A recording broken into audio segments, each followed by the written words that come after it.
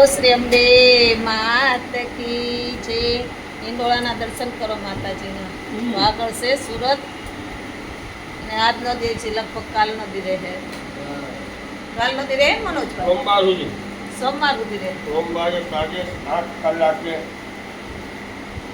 ત્યાંથી ત્યાંથી. યોગેશભાઈ ભટ્ટ મહારાજ છે મંદિરના પૂજારી, માતાજીની સેવા કરે છે. જય માં.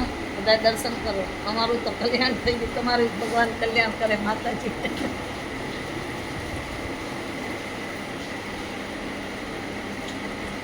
बाजू का साफ हो गया।